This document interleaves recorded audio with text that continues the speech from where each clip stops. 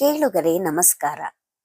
ಜಾತಕ ಕಥೆಗಳು ಮಾಲಿಕೆಯಲ್ಲಿ ಇಂದಿನ ಕತೆ ಕುರಂಗ ಜಾತಕ. ಕುರಂಗ ಅಂದರೆ ಜಿಂಕೆ. ಒಂದು ಗಾಢವಾದ ಅರಣ್ಯದಲ್ಲಿ ಸುಂದರ ಕುರಂಗ ವಾಸಿಸ್ತಾ ಇತ್ತು. ಅದು ಬೋಧಿಸತ್ವನ ಹಿಂದಿನ ಜನ್ಮ. ಅವನ ದೇಹವು ಚುರುಕು, ಕಣ್ಣುಗಳಲ್ಲಿ ದಯೆ ತುಂಬಿತ್ತು. ಆ ಅರಣ್ಯದಲ್ಲಿ ಒಬ್ಬ ಬೇಟೆಗಾರ ಪ್ರತಿದಿನ ಬಲೆಯೊಡ್ಡಿ ಪ್ರಾಣಿಗಳನ್ನ ಹಿಡಿತಾ ಇದ್ದ. ಅನೇಕ ಪ್ರಾಣಿಗಳು ಅವನಿಂದ ಹಾನಿಗೆ ಒಳಗಾಗಿದ್ವು. ಅವನ ಹೆಸರೇ ಕಾಡಿನಲ್ಲಿ ಭಯದ ಸಂಕೇತ. ಒಂದು ದಿನ ಅರಣ್ಯದಲ್ಲಿ ತೀವ್ರವಾದ ಮಳೆ ಬಂತು. ಬೇಟೆಗಾರ ತನ್ನದೇ ಬಲೆಯಲ್ಲಿ ಸಿಕ್ಕಿಬಿದ್ದ. ಅವನು ಕೂಗಿಕೊಳ್ತಾ ಇದ್ದ, ಯಾರಾದರೂ ರಕ್ಷಿಸಿ, ನಾನು ಸಾಯ್ತಾ ಇದ್ದೇನೆ ಅಂತ. ಅವನ ಕಿರುಚಾಟವನ್ನ ಕೇಳಿ ಕುರಂಗ ಹತ್ತಿರ ಬಂದ. ಕುರಂಗದ ಮನಸ್ಸಿನಲ್ಲಿ ಕ್ಷಣ ಮಾತ್ರ ಯುದ್ಧವಾಯಿತು. ಇವನು ನಮ್ಮ ಶತ್ರು, ಎಷ್ಟು ಪ್ರಾಣಿಗಳನ್ನ ಕೊಂದಿದ್ದಾನೆ, ಅವನನ್ನ ಬಿಡಿಸಬೇಕೇ ಅಂತ ಯೋಚಿಸಿತು.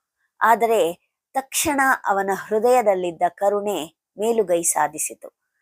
ದುಷ್ಟಕೃತ್ಯ ಮಾಡಿದವನು ಸಂಕಟದಲ್ಲಿ ಮಾನವನೇ ಅಂತ ಯೋಚಿಸಿದ. ಕುರಂಗ ತನ್ನ ತೀಕ್ಷ್ಣ ಕೊಂಬುಗಳಿಂದ ಬಲೆಯನ್ನ ಕತ್ತರಿಸೋಕೆ ಪ್ರಾರಂಭ ಮಾಡಿತು. ಸಾಕಷ್ಟು ಪ್ರಯತ್ನದ ನಂತರ ಬೇಟೆಗಾರ ಬಿಡುಗಡೆಯಾದ.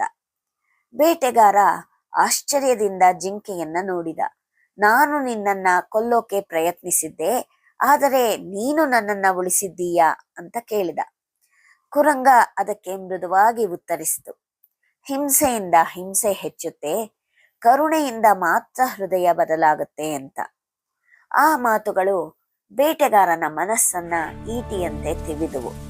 ಅವನು ತನ್ನ ಬಲೆಗಳನ್ನ ಒಡೆದು ಬೇಟೆ ಜೀವನ ತ್ಯಜಿಸಿದ.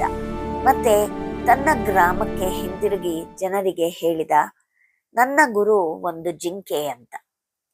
ಇದರಿಂದ ನಾವು ಏನು ಪಾಠ ಕಲಿಯಬಹುದು ಅಂದ್ರೆ, ಕರುಣೆ ದ್ವೇಷವನ್ನೂ ಸಹ ಕರಗಿಸುತ್ತೆ. ಶತ್ರುವನ್ನು ಮಿತ್ರನನ್ನಾಗಿ ಮಾಡೋ ಶಕ್ತಿ ಕ್ಷಮೆಯಲ್ಲಿ ಇದೆ ಅನ್ನೋದನ್ನ ನಾವು ತಿಳಿದುಕೊಳ್ಳಬಹುದು.